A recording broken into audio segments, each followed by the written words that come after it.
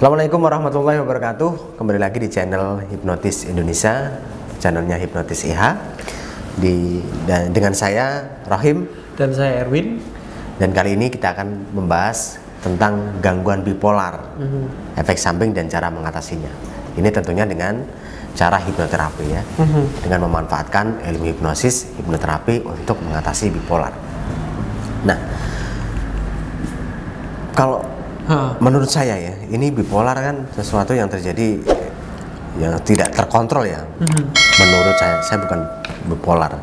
Namun melihat dari orang-orang yang mengalami bipolar ini, seperti respon bawah sadar ketika terpicu oleh sesuatu, dia akan menjadi marah, kemudian menjadi sedih, kemudian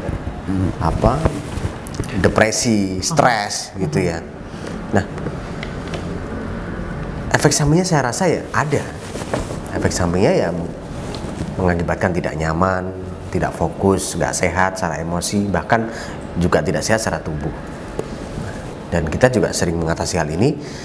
Kita fokusnya bukan untuk ya, kasih obat penenang dan kemudian seperti psikiater ya, tapi kita fokus pada hasil akhir. Tujuannya apa? Kemudian menganalisa apa masalah yang menyebabkan seseorang ini bipolar. Mungkin di masa kecil dia punya trauma masa lalu, mungkin di remaja dia punya trauma seksual misalkan. Dia juga bisa mengalami hal ini gitu. Kalau Pak Erwin sendiri?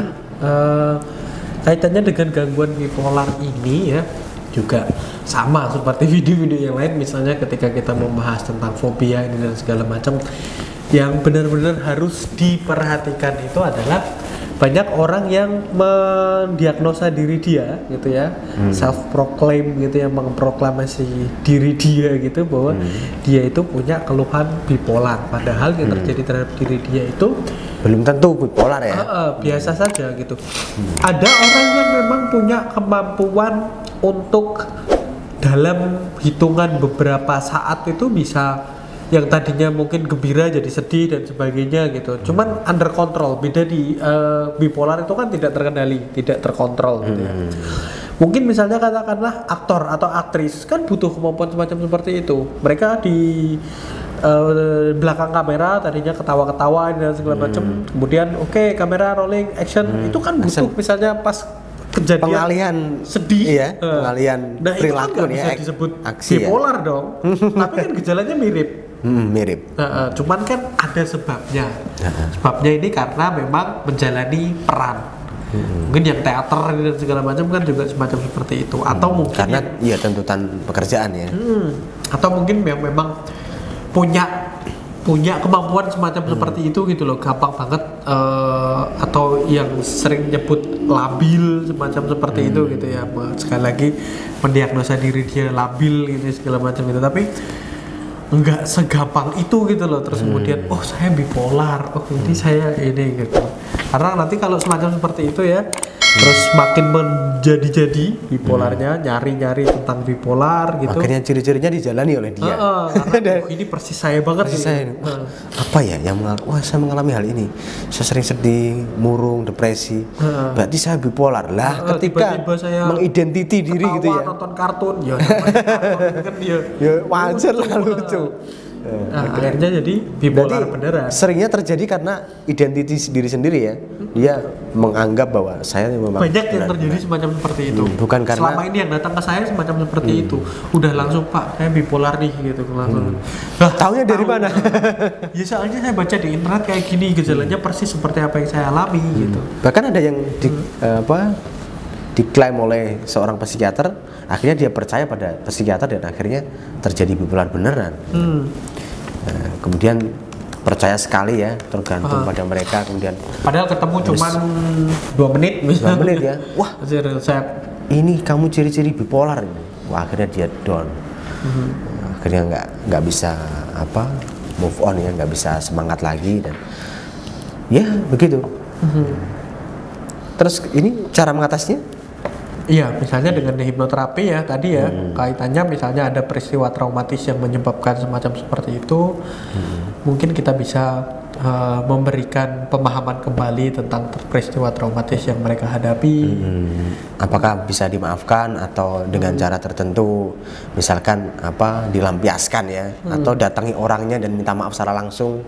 Kalau mungkin orangnya tidak ada ya ke kuburannya ya, minta mohon untuk saling memaafkan dan saling mendoakan kebaikan. Nanti kan akhirnya masalah itu bisa reda, walaupun tidak langsung seketika itu sembuh, namun kan lebih plong rasanya karena sudah ada interaksi dalam bawah sadar. Sama gini, karena bipolar ini sebetulnya juga sesuatu yang bisa dikatakan dalam tanda petik ya wajar, kayak tadi ya kasus-kasus yang dimana aktor aktris itu mungkin karena mereka belum benar-benar memahami tentang bipolar yang terjadi terhadap diri mereka, kita bisa memberikan semacam anchor, misalnya katakanlah kalau perasaannya kok tiba-tiba masih seperti ini gitu, nanti kita bisa memberikan anchor ya berupa sesuatu yang bisa mereka lakukan untuk meredam perasaan itu gitu.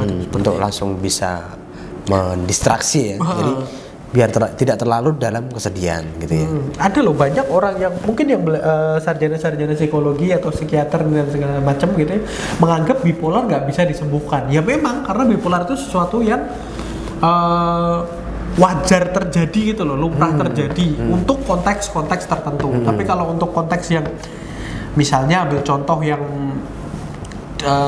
membahayakan diri mereka, ya itu bisa lah gitu semacam seperti itu. Bahkan orang-orang bipolar itu kadang tidak merasa dirinya kena bipolar gitu.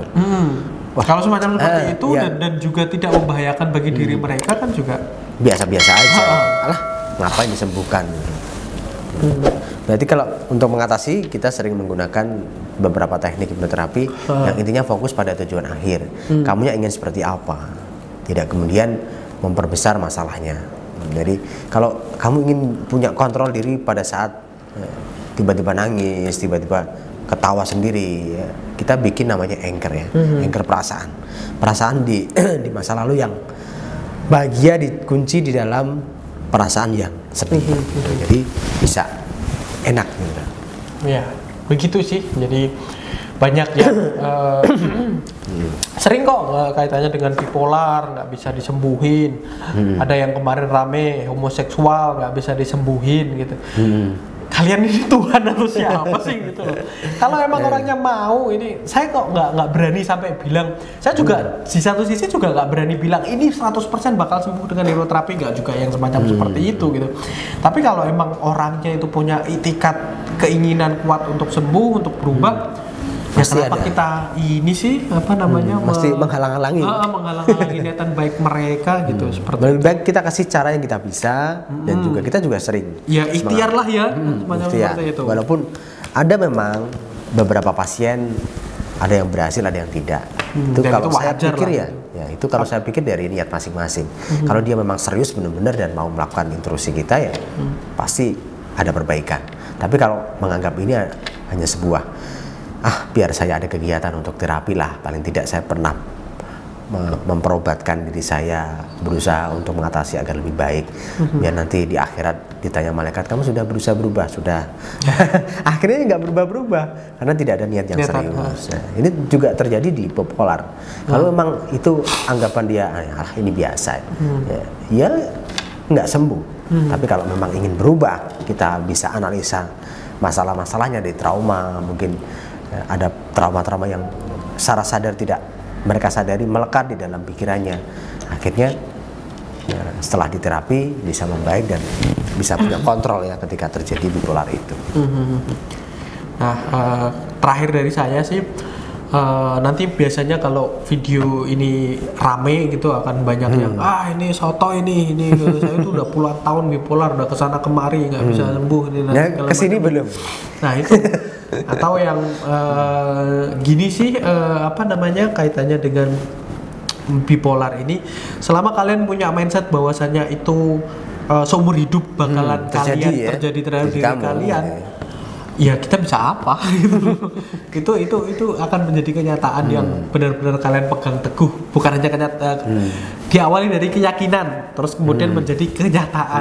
Yang akan terjadi benar-benar seumur hidup seperti itu. Apalagi Anda tidak merasa bermasalah dengan hal itu, tidak ada rasa takut untuk berubah, misalkan tidak ada ancaman untuk diri Anda, misalkan ancamannya paling biasanya ya, wah saya ingin mengobati bipolar karena calon istri saya tuh nggak mau kalau saya bipolar. Nah itu baru Anda berubah, Anda merasa ingin disembuhkan. Nah jangan menunggu hal-hal itu terjadi. Kalau Anda merasa ingin berubah ya datanglah ke hipnoterapis, jadi nggak usah sungkan-sungkan.